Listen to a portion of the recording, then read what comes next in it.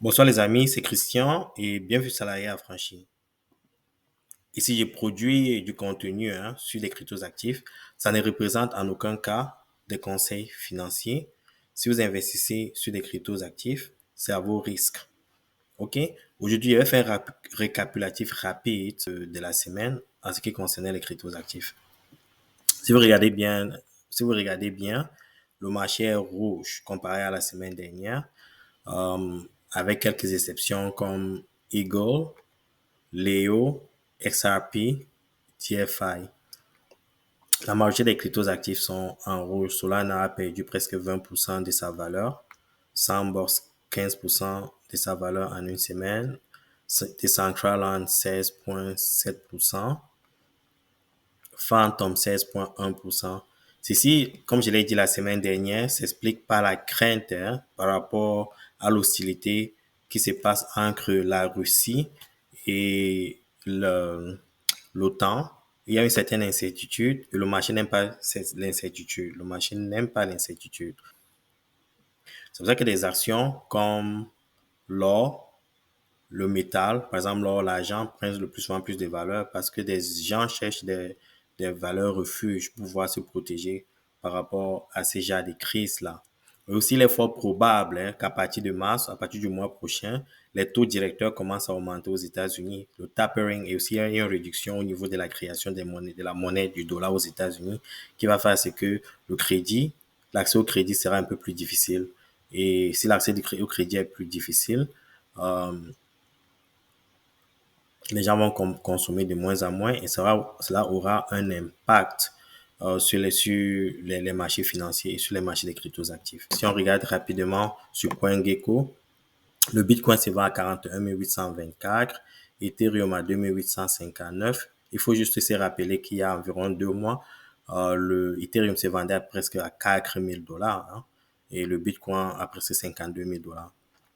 Donc, tous les marchés sont en baisse. Solana est en baisse. Solana se vend à 92 dollars aujourd'hui. Et il y a environ 2 mois, je pense, 217 dollars. Donc, ceci représente des fortes baisses sur le marché des cryptos actifs. Mais ce qui est important et ce qu'il faut se rappeler, c'est que quand on investit sur les fondamentaux, on investit pour le long terme.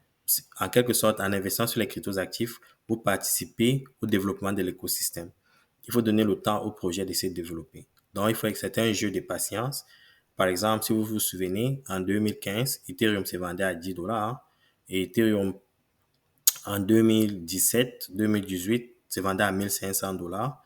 Et il y a eu une panique en 2018-2019. Ethereum est descendu à presque 83 dollars. Et plus tard, vous avez vu, en 2021, Ethereum se vendait à presque 4500 dollars. Donc, il faut donner le temps au projet de se développer.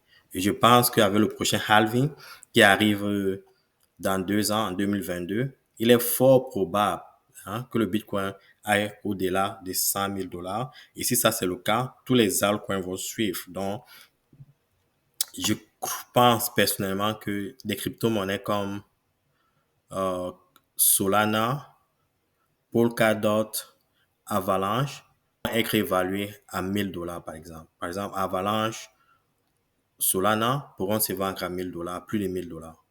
Donc, dans le prochain halving, dans 2 ans, je pense que c'est ce qui pourra se produire. Et des projets comme Polygon pourront se vendre à 10 dollars.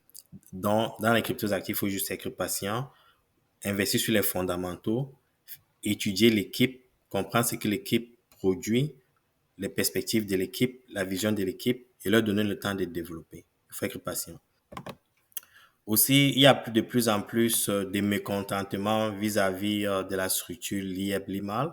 Je suis tombé par hasard sur ces vidéos. Il y a certains souscripteurs qui comptent lancer des marches demain pour réclamer leurs fonds à Lieb-Limal. Euh, je vais partager rapidement avec vous cette vidéo. Ils ont rendu compte. Quelqu'un ne peut pas se permettre d'anarquer les Africains, associer l'image des dirigeants à son business, des stars, des gens crédibles. Je vois par exemple, quand je parle des gens crédibles, je vois le président Tchotchop qui a associé son image à l'image. Vous pensez que le président Tchotchop veut que son image soit égratignée de la sorte? Je vois le président centrafricain. Je vois des ministres qui recevaient SIM dans des pays pour donner de la crédibilité à son business. Je vois au Ghana où on l'a couronné chef. Vous pensez que les Ghanéens vont accepter de couronner quelqu'un qui arnaque les Africains? Non. C'est pour ça qu'il faut que ça sonne fort. Naïda, rien. Maintenant, les gars, pour embrouiller, ont commencé à envoyer des paiements, des semblants de paiements dans des groupes sélectifs, ceci, cela, tel j'ai reçu l'argent. Ils ont fait des screenshots là, ils ont balancé dans les groupes jusqu'à aujourd'hui. Comme si ça ne suffisait pas, le gars apparaît, il dit qu'on a déjà payé 70% des souscripteurs. Mon frère, moi-même, j'étais scandalisé. Il restait les 20, les 30%.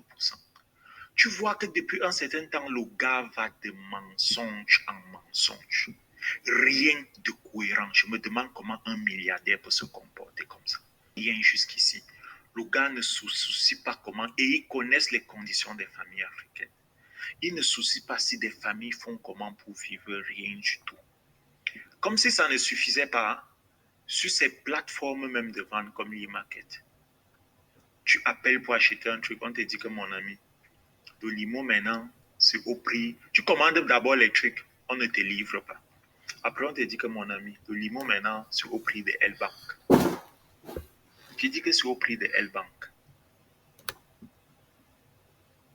Donc moi, je pense que tous ceux qui ont investi dans 1.0 et qui n'ont rien récupéré, on doit travailler en synergie même avec ceux de la diaspora pour former un front commun. Et il faut que ça commence à partir de ce 14. Donc, les gars, on sera ensemble le 14. Et quand moi je viens là, c'est heureusement, n'oubliez pas ce que le camarade a dit. Venez avec vos power bands, vos chargeurs, un peu d'argent pour un peu de nourriture dans le sac. C'est l'unique solution. Parce que quand je vois là, il n'y aura rien. Cherchez les contacts de certains médias déjà. Que sur place, tu peux appeler quelqu'un de la famille qui a appelé tel média. Je pense que c'est ce qu'il faut faire. On a vu les portefeuilles qui ne peuvent être que des portefeuilles de GIT qui ont vendu sur L-Bank et c'est ça qui a cassé le prix. Après là, le gars a encore fait quoi? Quand le gars a senti qu'il y avait trop de bruit, il a sorti une autre que pour ne pas pénaliser les gens de 1.0, j'ai fait comme ça avec les gens de 2.0 pour donner l'impression. Mais puisque le seul effort que GIT doit faire pour que le limo prenne de la valeur, qu'on ne se trompe pas, c'est payer les retraits. Je dis, la majorité des gens de la communauté sont dans notre situation. Je te dis, c'est pour ça qu'il faut faire un front commun. Je pense même que c'est une affaire peut-être qui va passer à France 24. Hein. Ça risque de passer à France 24. Je pense qu'il va échapper. Hein. Non, il ne va pas échapper. On voit qu'il y a les petits plaisantins qui viennent ici pour écrire les conneries dans les groupes. J'y joue J-2, non? C'est bientôt, non? On a même déjà... Ouais, c'est bientôt. Ça va donner.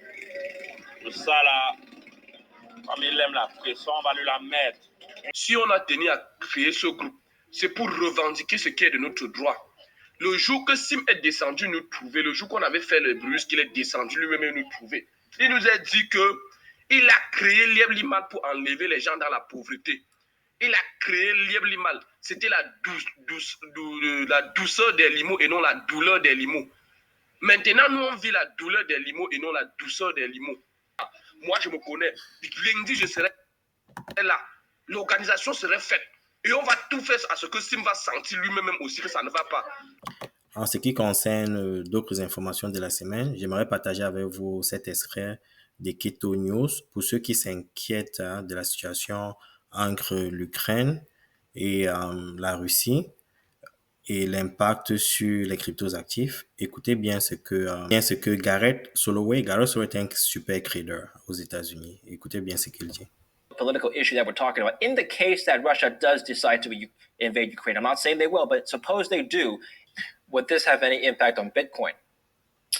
You know, I think it would. I actually think it would be a short-term positive for Bitcoin. It's one more reason why you have to be careful. A Russian invasion of Ukraine is positive for Bitcoin?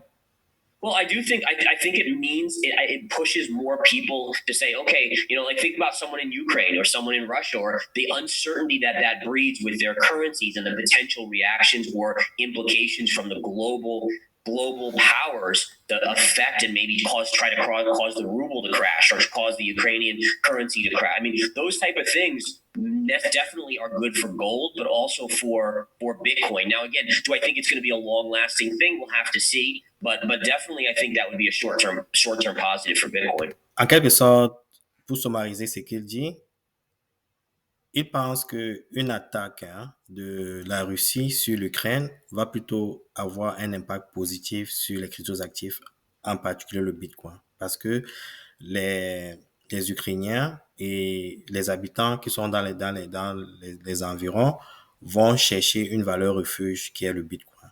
OK?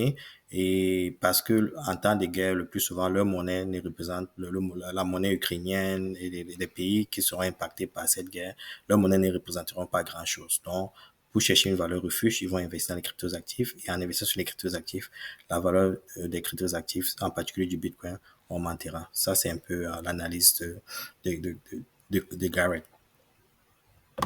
En ce qui concerne les autres informations de la semaine, KPMG Canada a l'intention d'ajouter le Bitcoin et Ethereum dans sa trésorerie. Ceux qui ne connaissent pas KPMG, c'est une grande compagnie. Ils représentent ce qu'on appelle les Big Four au niveau des compagnies de consultance. Ils comptent ajouter le Bitcoin et Ethereum sur leur trésorerie. OK? Ce qui représente une très bonne nouvelle pour les cryptoactifs. La plateforme Polygon Matic a collecté 450 millions en investissement pour son projet Sequoia Capital India. Donc, ceci représente de plus en plus de l'adoption au niveau des cryptoactifs. Qu'est-ce qu'on fera avec ces 450 millions? C'est le plus souvent pour développer l'écosystème des polygones. Et pour conclure, la Russie, le gouvernement russe a l'intention d'introduire une stratégie par rapport à la légalisation des crypto-monnaies, la régulation des crypto-monnaies à partir du 11 février. C'était il y a 2 jours. En quelque sorte, la Russie, de plus en plus, compte accepter le Bitcoin et les autres cryptoactifs comme des investissements régularisés. Bonne soirée à vous et à la semaine prochaine.